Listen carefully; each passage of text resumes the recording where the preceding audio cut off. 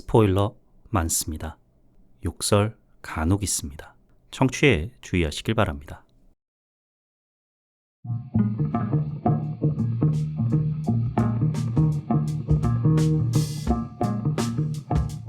콘텐츠 대홍수 시대, 요즘 뭐 보시나요? 전 이거 봅니다.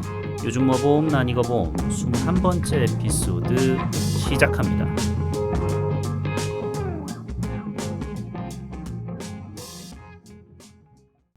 안녕하세요. 요즘 뭐 봄, 난 이거 봄, 요봄 난봄 진행자 롤린스입니다.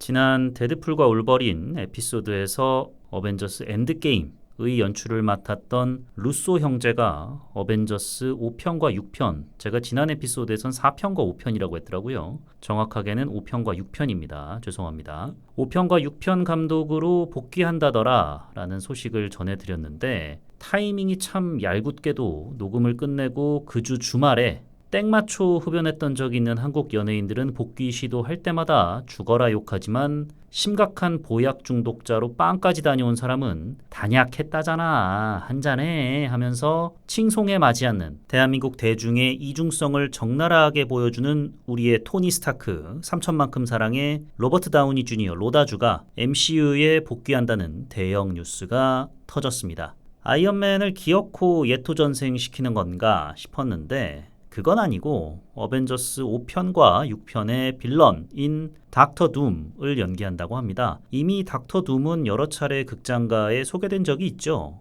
폭스에서 제작한 2000년대 판타스틱 4 1편 메인 빌런이기도 했고 2010년대 리부트된 판타스틱 4의 빌런으로 재등장하기도 했습니다. 야, 스파이더맨 리부트 할 때마다 그린 고블린이 1편 빌런이었냐? 아니었잖아. 뭐 이렇게 빌런을 자주 맡아? 싶으실 텐데 찾아보니 그만큼 닥터 둠이 판타스틱 4에 있어서 나아가 원작 마블 세계관 내에서도 상당한 영향력을 지닌 인물이라고 합니다. 팬들은 물론 지난 에피소드에서 언급했던 마블의 마음 떠난 산토끼들도 로다주의 MCU 복귀, 그것도 빌런으로 복귀하는 것에 열렬한 환영을 보내고 있습니다. 로다주 복귀 소식이 공식적으로 발표된 뒤에 로다주가 개인 인스타그램에 행사장에 쓰고 나왔던 마스크를 바라보면서 뉴 마스크, 세임 태스크, 새 마스크 같은 임무라 올린 4일 전 게시물이 현재까지 좋아요 1900만 개를 기록 중입니다. 야, 로다주 정도 되는 인물이면 좋아요 1900만 개 껌이지 싶으실 수도 있는데 최근 로다주 인스타 평균 좋아요 수가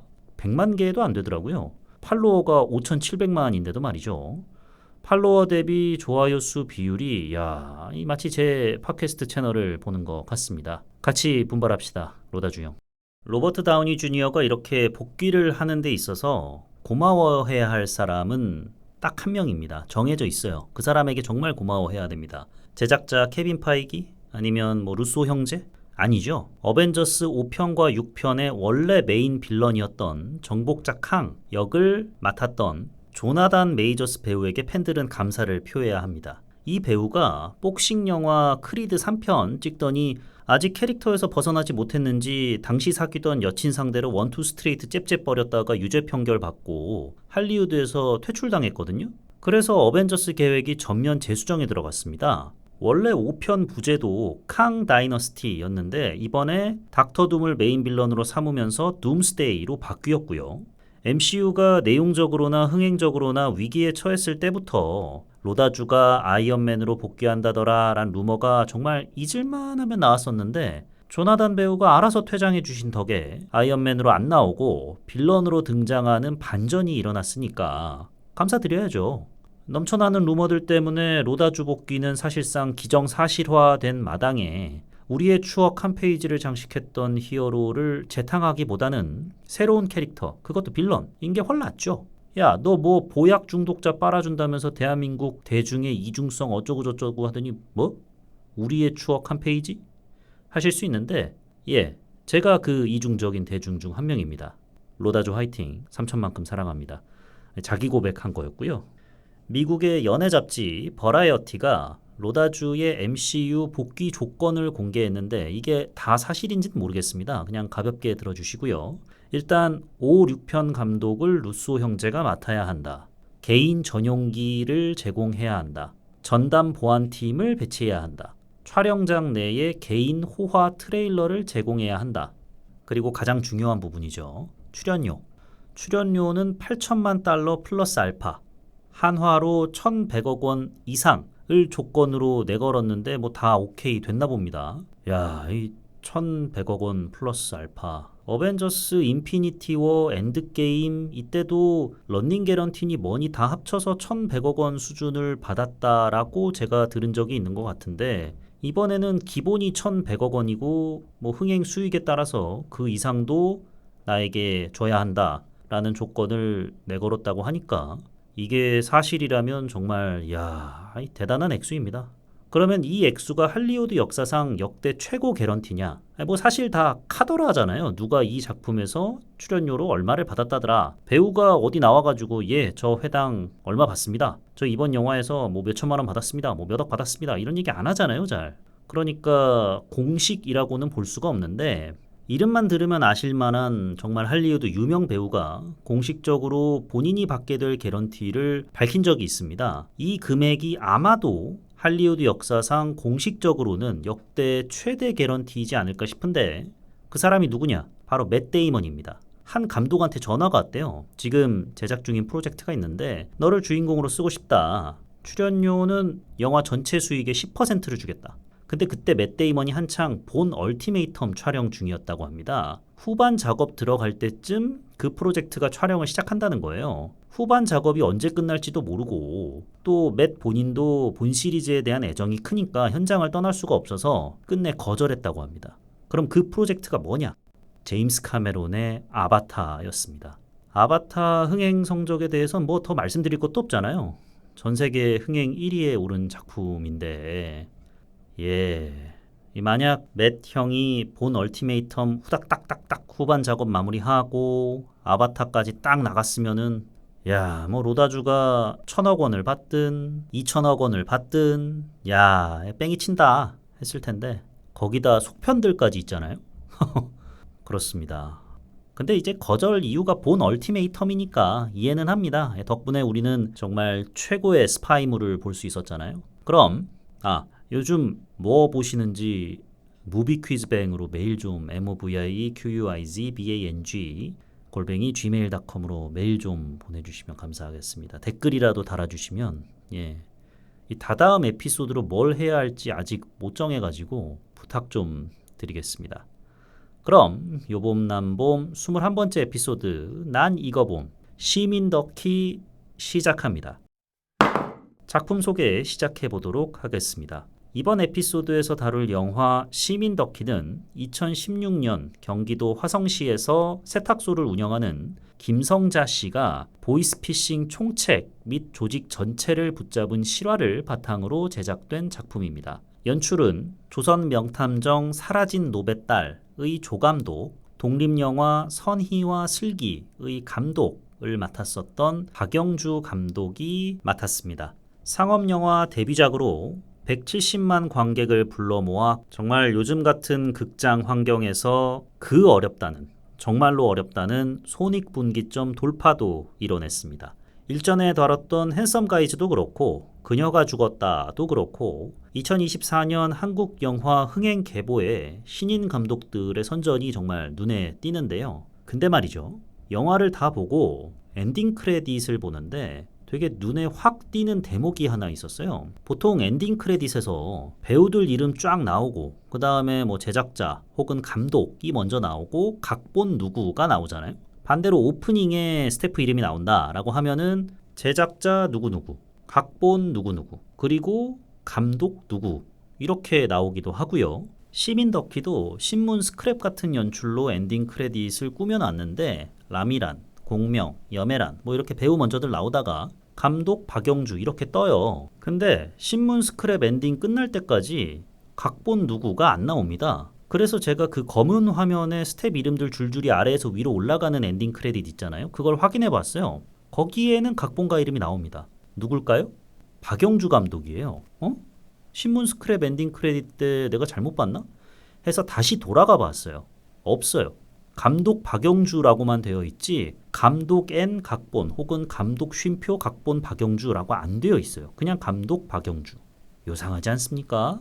아니, 감독이나 각본가들이 본인 의견이 제작 과정이나 촬영 현장에서 철저히 묵살되고 난자당했을 때 내 이름 빼, 올리지 마, 이렇게들 얘기하잖아요. 아니면은 이런 명작에 감히 내 이름을 올릴 순 없다, 이건 이 명작에 대한 모욕이다 하면서 겸손 떨 때 그러지 않습니까? 아마도 뭐 단순 실수였겠죠. 설마 박영주 감독께서 내가 이런 명작의 각본을 집필했다니 믿을 수가 없어, 상업영화 데뷔작부터 건방 떨지 말자 하면서 제가 각본 썼다는 거 최대한 숨겨주세요 하셨겠습니까? 아유, 그냥 뭐 단순 실수인데 온갖 망상을 제가 한번 끼적여 봤습니다. 제 잘못이죠. 망상병 중환자라서. 뭐 그랬다고요. 뭐 알고 보니 제가 또 잘못 봤던 걸 수도 있죠. 그랬다면 사과드리겠습니다. 죄송하고요. 그럼 출연 배우로는 야, 설마 나한테 상을 주겠냐? 하면서 시상식 전날 밤까지 절친 송은희 씨와 푸짐한 식사를 이어갔는데 다음날 청룡영화상 여우주연상을 거머쥔 남이란 배우, 윤여정 선생께서 걔는 잘하더라, 내가 찍었어 라 극찬한 염혜란 배우. 염혜란 배우, 와, 정말 대단한 배우죠. 생활력 강한 억척스러운 시장 상인부터 이지적인 변호사까지 폭이 어마무시하게 넓은 배우죠. 염혜란 배우 연기 영상 하나를 가끔 제가 잊을만 하면 찾아보곤 하는데, 바로 동백꽃 필 무렵에서 마지막 화, 쿠키 장면이라고 해야 하나요? 오정세랑 화해하고 뜨밤 보내지 않습니까? 임신을 하죠. 근데 또 괜히 시장 상인들 알면은 오지랖 부리니까 조용히 떡만 먹고 있는데, 시장 상인들이 떡 좋아하면 아들이라든지 란 말에 난 딸이 좋은데 하는 그 장면. 야, 그 호흡부터 표정하며 다시 이 당황한 표정으로 제가 원래 떡을 많이 좋아해요 라면서 마무리를 하는데, 야, 그 차갑고 냉정한 모습만 보였던 캐릭터가 그 순간만큼은 정말 정이 넘쳐나고 인간미가 뚝뚝 떨어지는데, 이 반전적인 모습을 윤여정 선생 표현대로 모자라지도 넘치지도 않게 연기하는데 대단하다 생각했습니다. 그리고 이젠 그래도 연기 경력이 꽤 쌓였는데도 매사 늘 똑같은 톤으로 연기하시는 장윤주 배우. 이분도 장윤주 배우랑 비슷하시죠. 공명 배우. 슬기로운 의사생활, 연인으로 대중에게 눈도장을 확실히 찍은 안은진 배우, 자타공인 연예계 최고 낚시 매니아 박병은 배우 등이 출연을 합니다. 그럼 줄거리 요약해 보도록 하겠습니다. 대형 세탁업체, 예를 들어 크린토피아 같은 곳에서 일하고 있는 덕희는 우리 주변에서 흔히 볼 수 있는 평범한 시민입니다. 공장에서 버는 돈으로 두 아이 먹이고 입히는 것도 빠듯한데, 안타깝게도 화재로 집이 다 타버려서 가뜩이나 없는 사정에 돈 나갈 곳만 더 늘어나게 된 형국입니다. 어린이집을 더 이상 보낼 돈도 없어서 어쩔 수 없이 아이들과 함께 공장 한켠의 탈의실 같은 공간에서 생활을 이어나가게 됩니다. 그러다가 은행으로부터 한 차례 거절당했던 대출이 가능하다는 연락을 받게 돼요. 손대리라는 인물, 공명 배우가 맡은 역할인데요. 말로는 뭐 대출 수수료 먼저 입금하고 이런 돈 보내고 저런 돈 보내면 최대 5천만 원까지 대출이 가능하다라고 하니까 덕희는 여기저기서 돈을 마련해 총 3,200만 원을 8차례에 걸쳐서 손대리에게 보냅니다. 아니, 그걸 고지고대로 다 따라? 이상하다는 생각 안 해봤어? 라는 생각이 드실 수도 있는데, 막상 그런 상황에 놓이게 되면 손대리 말 맞다나 행동한다는 거 뉴스에 자주 등장하잖아요. 전혀 이상한 일이 아니라고 생각이 들었습니다. 워낙 보이스피싱 피해 사례가 넘쳐나니까 저럴 수도 있겠다라는 생각이 대번 들더라고요. 그래, 좋아. 뭐 8번 보냈다 쳐. 근데 어떻게 3,200씩이나 마련했대? 뭐 돈도 없고 뭐 궁핍한 사정이라며 하실 수 있는데, 이것도 실화라고 합니다. 극중에서는 덕희가 사채까지 동원했다는데, 실제로는 뭐 사채까지는 모르겠고 김성자 씨가 내가 그 돈을 어떻게 마련해요? 라고 소리치니까 주변에서 듣고 있던 이제 동료들이 언니 내가 200 빌려줄게, 300 빌려줄게 이렇게 했대요. 그만큼 평소에 좀 인망이 두터우셨던 분인 것 같습니다. 여튼 3,200을 입금하니까 당연히 손대리로부터 연락이 안 오죠. 이거 이상하다 싶어서 손대리가 일하고 있다는 지점으로 가봅니다. 가보니 손대리와 이름이 같은 직원이 있어요. 근데 여자입니다. 고객님, 저희는 고객분들에게 금전 요구를 하지 않습니다 라는 말을 듣고 보이스피싱 당했구나 라는 사실을 덕희는 비로소 깨닫게 되죠. 곧바로 경찰에 신고하러 갑니다. 사건을 담당하게 된 박형식 형사, 박병은 배우가 맡은 역할인데요. 덕희의 얘기를 타성에 젖은 채 듣는 둥 마는 둥 합니다. 뭐 이상하다는 생각은 못 해보셨어요? 8번이나 보내는데? 라는 식의 속 긁는 얘기도 툭툭 던지고요. 그러면서 뭐 저희가 알아보고 연락드리겠습니다. 라면서 덕희를 돌려보냅니다. 그때 마침 손대리에게 전화가 걸려옵니다. 갑자기 자신도 피해자라면서 제보를 하겠다는 거예요. 이게 어떻게 된 일이냐? 손대리 본명은 권재민입니다. 권재민은 취업 사기를 당해서 중국 칭다오에 근거지를 둔 보이스피싱 일당에게 납치 및 감금을 당한 채 보이스피싱 일원으로 착취당하고 있던 거였습니다. 탈출 시도도 해봤는데 먼저 탈출을 시도했던 친구들이 중국 공안 내부에 정보원을 둔 보이스피싱 총책에게 잡혀와가지고 무차별 폭행을 당하는 걸 보고 일하는 척하면서 덕희에게 연락을 한 겁니다. 그럼 왜 하고 많은 사람 중에 덕희에게 연락을 했느냐? 다른 보이스피싱 피해자들보다 당신이 훨씬 더 돈을 빨리 우리에게 송금했어요. 그걸 보고 추진력이 남다르다고 생각을 했어요. 그러니까 좀 도와주세요. 라고 한 거죠. 그러면 도와주려면 거기가 대충 어딘지는 알아야 되잖아요. 그걸 물으니까 재민이 탈출 시도 과정에서 목격한 춘화루 간판을 덕희에게 알려줍니다. 찾아보니 칭다오에는 춘화루라는 상호명을 쓰는 곳이 72곳이나 있는 거예요. 근데 이제 재민이가 자기 사무실 안에 미싱 기계가 되게 많다라는 얘기를 듣고 추리고 추려서 보이스피싱 본거지 추정 장소로 9군데를 꼽습니다. 이 소식을 박 형사에게 알리지만 때마침 또 그때 100억 원대 사기 사건이 터져가지고 경찰서가 정신이 없어요. 그래서 덕희 얘기를 들을 수가 없는 상황입니다. 뭐 좀 얄밉긴 하지만 이해가 아예 안 되는 건 아니에요. 왜냐하면 덕희 입장에서야 피 같은 내 돈 찾아낼 수 있는 방법이 나왔다지만 경찰이라고 관내에서 벌어지는 모든 일을 다 하나하나 세밀하게 들여다보는 것도 현실적으로 좀 힘드니까 거기까지는 얄밉지만 한편으로는 참 상황이 답답하게 돌아간다라는 생각이 듭니다. 물론 고구마긴 하지만 이런 와중에 공장에서 열악하게 생활하고 있는 아이들을 보다 못한 누군가가 아동 학대 혐의로 덕희를 신고를 하고 경찰의 복지과 부서에서 아이들을 덕희와 분리 조치해가지고 보호소로 데려갑니다. 때마침 보이스피싱 수사도 내부 종결됐다는 얘기를 박 형사로부터 전해들어요. 돈은 이미 해외로 빠져나간 정황이 있고 돈을 돌려받으려면 보이스피싱 총책을 잡아야 하는데 정확한 주소를 모르는 이상 재수사는 어렵다라고 말을 하니까 덕희는 좌절하죠. 덕희의 친한 공장 동료인 조선족 복림, 염혜란 배우가 맡은 역할이고요. 몬스타X 덕지라는 숙자, 장윤주 배우가 맡은 역할입니다.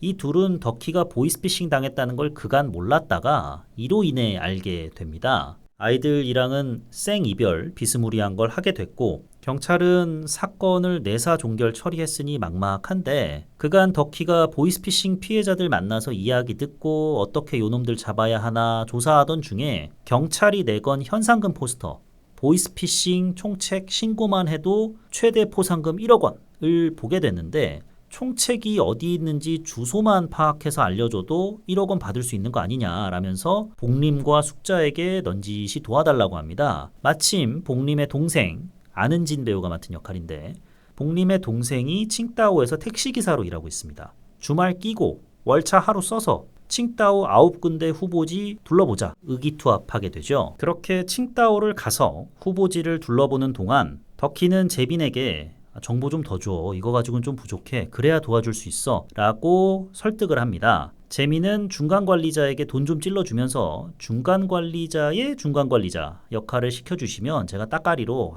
열심히 하겠습니다. 라고 얘기를 해요. 그렇게 승진을 해서 2G 핸드폰을 중간관리자니까 받게 되는데 이게 하필이면 수신 전용 폰이에요. 그래도 사진은 찍을 수 있으니까 사무실 이곳저곳 피해자 명단, 일하는 사람 명단 등을 다 찍어둡니다. 중간 관리자들이 슬슬 총책에게 불만을 갖기 시작해요. 아니 일은 우리가 다 하고 돈은 지가 다 가져가고 뭐 이런 자식이 다 했어 이 개새 뭐 이러는 거죠. 이거를 알게 된 총책이 중간 관리자 놈들을 싹 다 처리하고 보이스피싱 본거지를 옮기려고 하는데 과연 덕희는 총책을 잡는데 성공할까요? 성공했으니까 영화가 나왔겠죠. 실화가 스포니까. 그렇다면 덕희를 도우려 중간관리자로 거듭난 재민은 총책에게 처리 당할까요?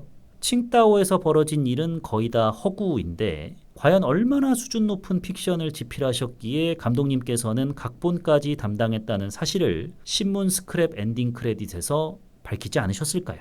지금 넷플릭스나 왓챠에서 확인 가능합니다. 그럼 좋았던 점과 아쉬웠던 점에 대해서 말씀드려 보겠습니다. 먼저 좋았던 점. 영화는 정확하게 칭다오를 가기 전후로 딱 나뉩니다. 시간 배분도 이 영화가 거진 2시간 정도 되는데 한국에서 벌어지는 일이 대략 한 50분 정도 펼쳐지고요. 칭다오에서 벌어지는 일이 남은 한 50분에서 60분 정도를 차지합니다. 그러니까 1부가 있고 2부가 있는 거죠. 초반부가 있고 후반부가 있는 건데 초반부는 정말 실화의 힘이어서 그런지 사회 고발물 같아요. 늘어지는 부분이 거의 없이 초반에 덕희 상황을 보여줍니다. 너무 과하지도 않고 너무 모자르지도 않게. 그렇다고 지나치게 담백하지도 않고요. 나름 MSG 쳐가면서 덕희의 상황을 보여줘요. 지금 덕희가 되게 어려운 상황이다라는 것을. 그 다음에 공명의 상황을 보여줍니다. 공명의 칭다오 공장도 야 이거는 완전 돼지우리나 다름없겠구나. 땀내 쩔 것 같은 쾌쾌한 냄새가 내 방까지 전해질 것만 같은 세트장과 톤 이런 분위기 연출로 공명이 지금 어떤 삶을 살고 있는지 얘네도 참 답이 없겠구나라는 생각이 느껴지게 만들죠. 이런 긴장감을 한창 조성을 해놔요. 근데 그러다가 이 긴장감을 느슨하게 만드는 역할을 박병원 배우가 분한 박형사가 담당하는데 하필 그 느슨하게 만드는 방식이 타성에 젖은 형사라서 분노 포인트가 차곡차곡 쌓입니다. 그 전까지는 라미란 배우가 막 내 돈 어떻게 할 거야? 너네들 내가 가만 안 둘 거야? 내가 너를 어떻게 믿어? 막 이러고 공명 배우는 뭐 실적 못 채우면 두들겨 맞고 탈출했다가 붙잡힌 친구들은 다리 부러지고 막 생사를 오가고 뭐 이런 식으로 긴장감을 쌓아 올렸는데 바로 다음 장면에서 박병은 배우가 뭐 저희가 지금 열심히 하고 있으니까요. 네, 도와드리겠습니다. 좀만 기다리세요. 이 아줌마 또 전화네 또 전화. 짜증나 죽겠네. 약간 이런 식으로 느슨하게 만들어 버리니까 긴장감이 한풀 꺾이기도 하면서도 빡친 포인트를 정립해 나가는 거죠. 그래서 칭다오 가기 전까지만 해도 덕희에게 감정이입을 하면서 내가 저 상황이라면 나는 어떻게 대처했을까 이런 것들을 끊임없이 생각하면서 영화를 관람하게 돼요. 워낙 소재 자체가 안 좋은 쪽으로 친숙하지 않습니까? 현재 한국 사회에 광범위한 피해를 야기하고 있고 저도 뭐 조금만 알아보면은 제 주변에도 피해자들 금방 나올 정도로 우리 사회에 만연한 범죄다 보니까 더더욱 나도 저런 경찰 만나면 진짜 어떡하나 라는 생각을 하면서 감정이입을 하게 되고 분노 포인트가 조금씩 쌓여 나가더라고요. 이런 분노 포인트나 감정이입의 가장 큰 역할을 한 부분은 뭐 스토리의 방식이라든지 실화의 힘이라든지 이런 것도 있겠지만 라미란 배우의 연기가 정말 큰 몫을 차지합니다. 진짜 내가 당한 것 같은 느낌이 들고 손대리에게 다시 전화가 왔을 때 그러니까 재민이 제보하려고 전화를 했을 때 그 제보를 받은 다음에 주변 경찰서에 빨리빨리 통화를 하려고 하는데 왜냐면 5분 후에 재민이 다시 전화를 걸기로 했으니까 그 시간 동안에 이제 112에 전화를 해보니까 당연히 박 형사는 전화를 안 받고요. 112에 전화를 해보니까 7분 거리에 지구대가 있으니까 거기에서 신고를 하세요 라는 식으로 자꾸만 답답하게 응대를 할 때 덕희가 도로 한복판에서 차 세워두고 진짜 절규를 하지 않습니까? 이게 참 인위적인 게 아니라 그 사람 같아 보여요. 그 김성자 씨처럼 보입니다. 라미란 배우가. 사실 라미란 배우가 이 영화에 등장을 할 때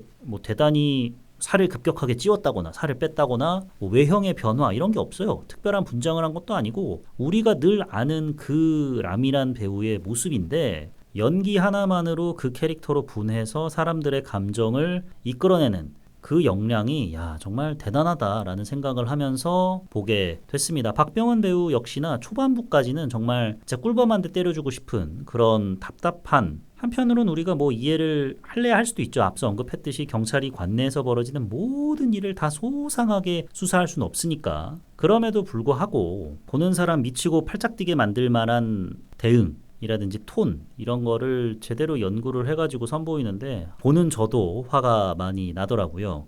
이렇듯 초반부까지는 분위기 조성을 여러모로 참 잘 해놨습니다. 배우들이 연기를 잘한 것도 있고 호흡이 좀 빠른 것도 있고 환경을 조성해내는 데 있어서 뭐 망망대해선 것만 같은 덕희의 심정 오히려 반대로 공명은 정말 모든 곳이 꽉 막힌 감옥 같은 곳에서 살고 있잖아요. 그래서 쇠창살도 되게 많이 보여주고 누구는 심리적으로는 압박감을 느끼고 있지만 물리적으로는 해방되어 있는 상태고 반대로 누구는 물리적 압박이 심리적인 압박에 계속해서 원인을 가하고 있는 상황이지만 본질적으로는 둘 다 다른 한쪽의 압박이 또 다른 쪽의 압박을 부르는 이런 악순환에 처한 상황이라는 점에서 또 동질감을 불러일으키죠. 여기까지는 참 좋은데 문제는 칭다오를 가게 되면서 사달이 나게 됩니다. 좋았던 점은 이게 답니다. 칭다오를 가서도 영화가 뭐 되게 후지다거나 그러진 않아요. 근데 좀 이게 말이 돼? 아니 톡은 좀 납득이 안 되는데 설명이 부족한데? 와 같은 장면들이 잊을만 하면 튀어나와서 그때부터 슬슬 맥이 빠지게 되고 이거 MSG를 너무 많이 쳤네 라는 생각이 들게 만듭니다. 그럼 본격적으로 아쉬웠던 점에 대해서 얘기를 나눠보도록 하겠습니다. 칭다오로 넘어가면서 모든 게 다 꼬인다고 말씀을 드렸잖아요. 실제로는 김성자 씨는 중국을 간 적이 없습니다. 공명의 실존 인물과 계속 통화를 하면서 정보를 국내에서 빼냈다고 해요. 왜냐하면은 경찰이 수사에 되게 미온적이고 나서질 않으니까 그러면 내가 이렇게 정보를 모아다가 경찰한테 갖다 주면 경찰이 해야 할 일을 김성자 씨가 한 거죠. 갖다 주면 경찰이 좀 나서겠지라는 마음으로 공명의 실존 인물을 계속해서 설득하고 회유를 해가지고 정보를 하나하나 모았다고 합니다. 총책이 한국에 오게 되는데 몇 날 며칠에 오게 되고 무슨 비행기를 타고 몇 시에 입국하는지까지 다 알아낸 뒤에 그 모든 정보를 경찰에게 넘겼대요. 그러고 며칠 후에 뉴스를 봤는데 경찰이 첩보를 입수해가지고 보이스피싱 총책을 잡았다라고 과시를 하는 기사가 보도된 거예요. 이것도 김성자 씨 말씀으로는 본인이 TV를 보고 알아낸 게 아니라 본인의 이런 사정을 알고 있는 주변 지인이 자기 뉴스 봤어 해가지고 알게 된 거라고 하더라고요. 김성자 씨가 빡친 포인트도 이겁니다. 그러니까 뭐 보이스피싱 당한 것도 분한데 내가 제보자인데 내가 다 밥상 차려놨는데 경찰이 낼름 먹으려고 하네? 그럼 적어도 공로라도 인정을 해주던가. 이분이 흡사 1억 원이라는 그 돈, 포상금에만 집착을 하시는 것처럼 보일 수도 있는데 물론 액수가 워낙 크니까 그런 것도 없진 않겠죠. 하지만 보다 본질적인 것은 내 공로를 인정해달라는 것이거든요. 근데 경찰은 아직까지도 그러질 않고 있고 인터뷰를 찾아보니까 영화화 작업 들어가면서 실화를 바탕으로 한 거는 사실 확인서 같은 거를 법원에서 떼야 된대요. 그래가지고 떼봤더니 본인이 경찰에 넘겨준 자료로 5명을 추가로 더 검거했다는 거예요. 그래서 당시 수사를 맡았던 담당자가 지금은 또 뭘 하고 있는지 김성자 씨가 쭉 팔로우를 해왔다고 합니다. 그래서 전화를 걸어가지고 5명이나 내가 당신에게 건네준 자료로 잡았는데 아직도 나에 대한 공로를 인정해주지 않는 저희가 도대체 뭐냐? 라고 따지니까 그 담당자의 첫 마디가 아줌마 때문에 우리가 얼마나 피곤했는 줄 알아요? 였다고 합니다. 죄송합니다. 감사했습니다. 이런 것도 아니고. 그러니까 이 실화의 핵심 포인트는 경찰의 무능력한 행정력인데 이 영화는 소시민의 총책 참교육, 일망타진, 그녀들의 유쾌한 공조가 시작된다 이런 식으로 그려내요. 이러니까 이게 뭐야 싶은 순간들이 많이 나오는 거죠. 그 일망타진, 그녀들의 유쾌한 공조 이런 것들을 그려내야 되니까 앞뒤가 맞지 않는 상황들이 발생을 합니다. 일단은 중국을 넘어가는 것 자체도 그래요. 당장 람이란 극중 덕희는 생계가 되게 어렵죠. 산더미 같은 빚에 허덕이고 있고 아무래도 공장 노동자다 보니까 벌이가 그렇게 좋지는 못하고 그거는 주변 동료들도 마찬가지일 텐데 칭다오로 가는 비행기가 제가 모르긴 몰라도 한 명당 왕복으로 적어도 한 2-30만 원은 할 텐데 그거를 본인이랑 복림이랑 숙자 이렇게 3명 복림이랑 숙자가 어느 정도 도와줬다곤 하지만 그렇게 떠나고 거기에 체류비라든지 이런 거를 다 감당할 수가 있나라는 생각이 제일 먼저 드는 거예요. 그 앞선 모습에서는 덕희가 되게 어렵게 생계를 유지해 나가고 있다는 걸 보여줬는데 칭다오로 가는 시작부터 삐그덕 거리는 거죠. 그리고 칭다오에서 벌어지는 모든 일들이 되게 익숙한 기성품 같아요. 요즘 극장 시장이 워낙 얼어붙어서 손익분기점 넘는 영화도 잘 안 나오고 심지어 100만 돌파마저 어려운 한국이니까 시민 덕희의 어떤 성과를 두고서 내용적인 측면에서도 고평가를 받는 면이 없지 않다고 저는 느꼈습니다. 그런데 그냥 어떻게 보면 170만 명 정도의 관객이 드는 영화 수준이에요. 엄청나게 파급력이 있지도 않고 그렇다고 꿀잼 보장도 아닌 그저 그런데 어찌저찌 뭐 최소한의 재미는 보장해주는 그런 영화입니다. 그러니까 실화 소재의 영화에다가 살을 붙이다 보니까 살을 붙이는 과정에서 충무로가 그간 익히 써왔던 돌려막기 해왔던 소재들이 여기다 다 갖다 써요. 우선 코믹 요소가 되게 많이 나옵니다. 후반부 들어서 더더욱이요. 일단 코믹적인 상황이 등장하기가 되게 어려운 순간이잖아요. 그런데 뭐 아무래도 상업 영화다 보니까 계속해서 시종일관 무거운 분위기로 가게 되면 사회 고발극으로만 치부가 돼서 아유 야 살기도 팍팍한데 뭐 이런 심각한 내용 봐야 되냐 해가지고 흥행 성공에 실패했을 수도 있겠죠. 아니 뭐 거기까진 이해를 합니다. 그런데 집어넣은 개그들이 많이 낡았어요. 일단은 덕희와 복림이 마침내 재민이 착취당하고 있는 보이스피싱 본거지를 알아냅니다. 그래서 재민과 접촉을 하기 위해서 그 사무실 맞은편에서 노점상으로 이렇게 수선집들이 열려 있어요. 미신 기계를 돌리는데 거기에다가 자기네들 좌판을 열어가지고 재민과 그의 뭐 윗대가리들이 잠깐 그 옷 수선하러 나왔을 때 적극적으로 홍보를 해가지고 마침내 재민과 접선을 하는데 성공을 하거든요. 근데 여기서부터 일단 설정이 이상한 게 아니 시장 상인들 간에 뭐 알력 다툼이라고까지는 좀 그렇지만 그래도 갑자기 새로 들어온 사람이 난데없이 좌판을 까는데 그거를 기존의 시장 상인들이 받아줬다는 거잖아요. 최소한의 원래 그곳에서 일하고 있던 시장 상인에게 오늘 하루만 빌립시다 해가지고만 돈 10만 원 쥐어주는 장면이라도 있었으면 모르겠는데 편집이 됐는지 어땠는지 모르겠지만 그런 거 없이 그냥 덕희와 복림이 바로 거기다가 미싱 좌판을 여는 장면이 나옵니다. 상인들은 그냥 다 묵인을 해요. 거기서부터 일단 납득이 안 되죠. 그런데 마침내 재민과 그 재민의 윗선이 하필이면 덕희 혼자 있을 때 재민의 상사가 중국말로 이거 이렇게 좀 수선 좀 해주세요 라고 하니까 덕희는 알아듣지 못하니까 그냥 하우만 합니다. 그러니까 뭐야 뭐 그렇게 말을 못해? 야, 이 사람 좀 이상하지 않냐? 라고 재민에게 얘기를 하니까 재민이 예 그렇습니다 라고 하는데 마침 그때 복림이 등장을 해가지고 중국말로 막 설명을 합니다. 이러니까 상사가 이 아줌마 뭐야? 뭐 이렇게 말을 못해? 중국 사람 아니에요? 라고 하니까 복림이 뭐라고 말합니까? 중국말로 바보예요 바보 이러잖아요. 그래가지고 이제 또 덕희가 그 중국말로 바보 계속 그러면서 바보인 척을 하지 않습니까? 갑자기 삼류 코미디를 하고 있으니까 어이가 없는 거예요. 그 상황 자체도 어이가 없는데 거기서는 그러면 최소한 대사로 웃겨야 되는데 그냥 바보 연기 같은 걸 하면서 웃기려고 드니까 뭐 그렇다고 라미란 배우가 막 한껏 망가져가지고 바보 연기를 하진 않습니다만 그냥 거기서 꺼낸 개그 포인트가 바보 거린다는 것 자체가 얼마나 이 각본의 수준이 낮은 것인가를 볼 수 있는 대목이었고요. 재민이 찍은 사진을 경찰에게 팩스로 보낼 때 한 95% 정도까지 갔다가 사실 그때까지는 좀 쫄깃하긴 했어요. 그 주승 배우가 극 중에서 이제 보약 중독자로 나오는데 재민이 팩스를 보내는데 시간적인 여유를 마련해 달라라고 주승에게 부탁을 해가지고 주승이 이제 보약 판매자의 바짓가랑이를 붙들고 외상 안 되냐라고 하는데 그때 갑자기 재민이 기도를 하잖아요. 제발 보낼 수 있게 해주세요. 뭐 하느님 부처님 알라 제발 부탁드립니다.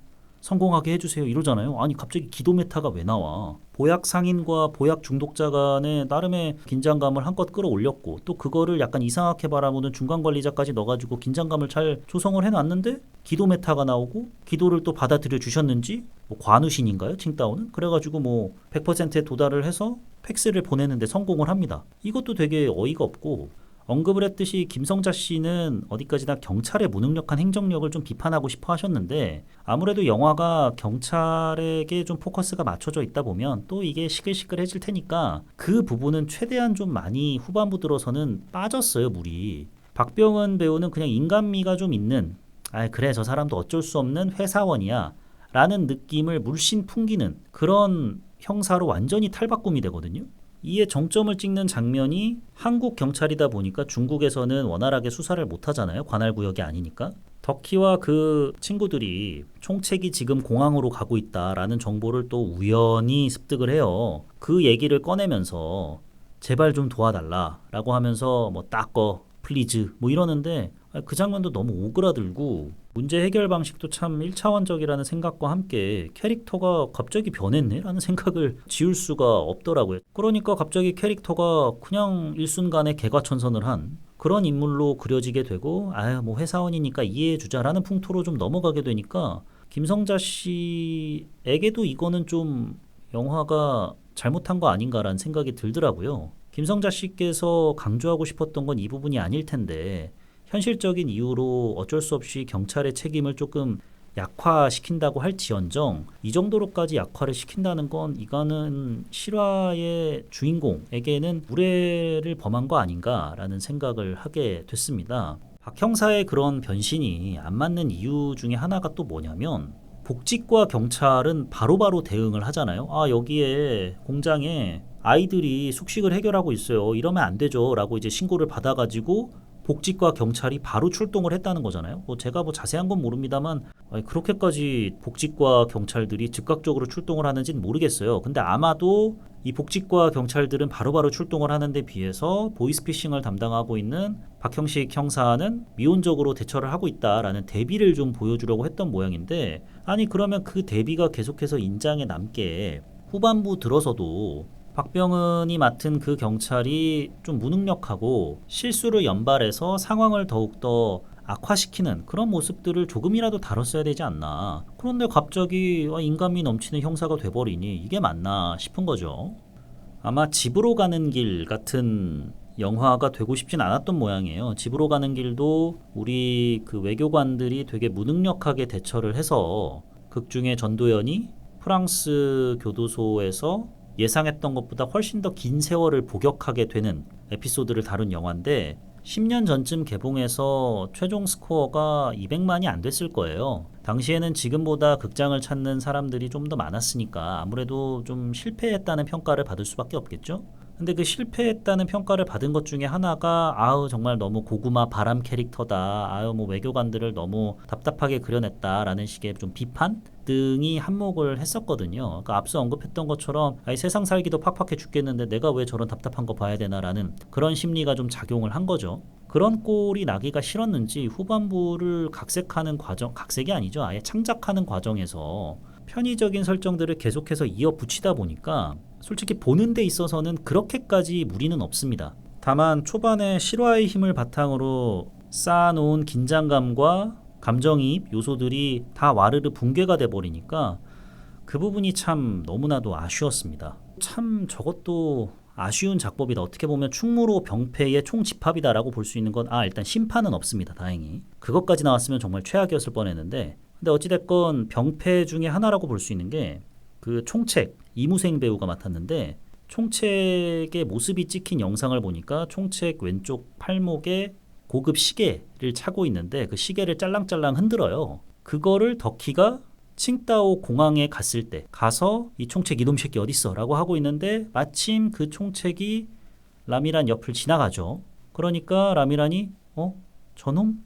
왜 좋은 시계 차고 있네? 뭐지? 하는데 그때 마침 그 양복 수트를 쫙 빼입은 총책이 왼쪽 손목을 짤랑짤랑 흔듭니다. 총책의 모습이 담긴 영상에서 보였던 모습과 똑같은 행동을 하는 거죠. 근데 이게 어이가 없는 게 시계를 한 번쯤이라도 차보신 분들은 아시겠지만 그리고 요즘은 뭐 애플워치나 갤럭시워치 이런 스마트워치들 많이들 차시니까 아실 텐데 가끔 가다 그렇게들 흔들어 줘요. 이게 뭐 대단히 특이한 제스처가 아닙니다. 뭐 100번 양보해서 만약에 무슨 뭐 밀항을 하려고 한다. 그래가지고 뭐 정말 사람이 얼마 없는 그런 항구에서 원래는 벙거지 모자를 쓰고 있던 총책이 갑자기 수트를 차려입어서 저 사람은 내가 찾는 그 사람이 아닌가 보다라고 덕희가 생각을 했는데 마침 그 사람 얼마 없는 그 부둣가에서 양복 쫙 빼입은 총책이 왼쪽 팔목을 찰랑찰랑 흔든다라고 하면 이해라도 하죠. 근데 공항에 사람이 그렇게 많은데 거기에 시계 차고 있는 사람들은 다 전부 다 왼쪽 팔목을 짤랑짤랑 할 거란 말입니다. 그거를 보고 저 자식이야. 저게 우리가 찾는 총책이야 라고 덕희가 확신을 하게 되고 알고 보니 그 사람이 총책이 맞았다 라는 식의 연출은 너무 편의적인 거 아닌가라는 생각을 했어요. 예전에 데스레이스라는 영화가 있습니다. 제이슨 스타뎀 나온 영화인데 거기서 제이슨 스타뎀이 아마 잘 나가는 레이서였나? 그랬는데 하루아침에 본인의 처자식이 괴한에게